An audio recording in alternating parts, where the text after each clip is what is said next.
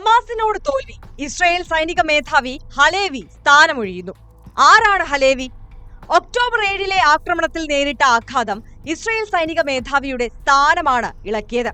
സമാധാന കരാർ നിലവിൽ വന്നതും ആദ്യഘട്ടം പൂർത്തിയായതും ലോകം ആശ്വാസത്തോടെ സ്വീകരിച്ചുവെങ്കിലും ഇസ്രായേലിൽ ആശങ്കയുടെ പുകച്ചുരുളുകൾ അവസാനിക്കുന്നില്ല. ഗാസയിലെ പ്രതീക്ഷാ നിർഭരമായ കാഴ്ചകൾക്ക് തൊട്ടു പിന്നാലെയാണ് ഇസ്രായേൽ ഡിഫൻസ് ഫോഴ്സ് അഥവാ IDFനെ നയിക്കുന്ന ഹെർസി ഹലേവി താൻ മതിയാക്കുന്നുവെന്ന പ്രഖ്യാപനം നടത്തിയത്. ആരാണ് ഹലേവി? എന്തുകൊണ്ടാണ് ഇത്തരമൊരു പ്രഖ്യാപനം? 57-കാരനാണ് മേജർ ജനറൽ ഹെർസി ഹലേവി. 2023 ജനുവരി 16 IDFന്റെ നേതൃപദവിയിലേക്ക് ഹലേവി എത്തുന്നത്. മാർച്ച് 6 സ്ഥാനമൊഴിയുമെന്നാണ് പ്രഖ്യാപനം. IDF മേധാവി എന്ന നിലയിലെ പരാജയം തിരിച്ചറിഞ്ഞ് രാജിവെക്കുന്നുവെന്നാണ് ഹലേവി അറിയിച്ചത്. തന്റെ ഉത്തരവാദിത്തം നിറവേറ്റുന്നതിലെ വീഴ്ചയാണ് ഒക്ടോബർ 7 ഹമാസിന്റെ ആക്രമണത്തിന് പിന്നിലെന്ന് ഹലേവി കരുതുന്നു.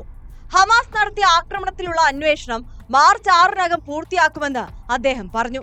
ഭാവി വെല്ലുവിളികൾ അതിജീവിക്കുന്നതിനായി IDFനെ കൂടുതൽ ശക്തിപ്പെടുത്താനാണ് ഇനി തന്റെ പ്രയത്നമെന്നും അദ്ദേഹം പറഞ്ഞു. നിരവധി നിർണായക സ്ഥാനങ്ങൾ വഹിച്ച ശേഷമാണ് ഹലേവി സൈനിക മേധാവിയായി ചുമതലയേറ്റത്.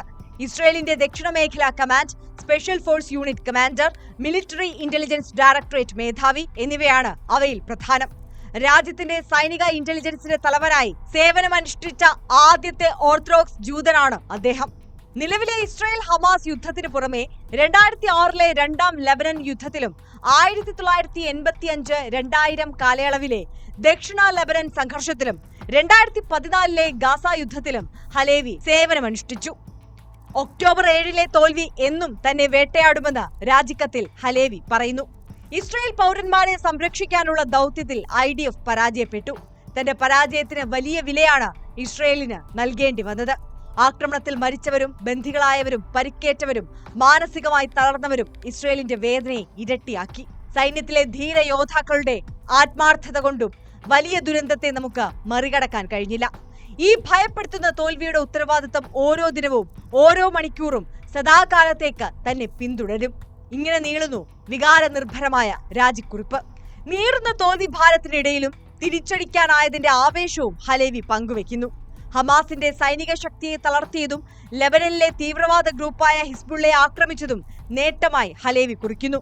ഹലേവി പടിയിറങ്ങിയാൽ പുതിയ മേധാവി ആരായിരിക്കുമെന്നാണ് വ്യക്തമാകേണ്ടത്.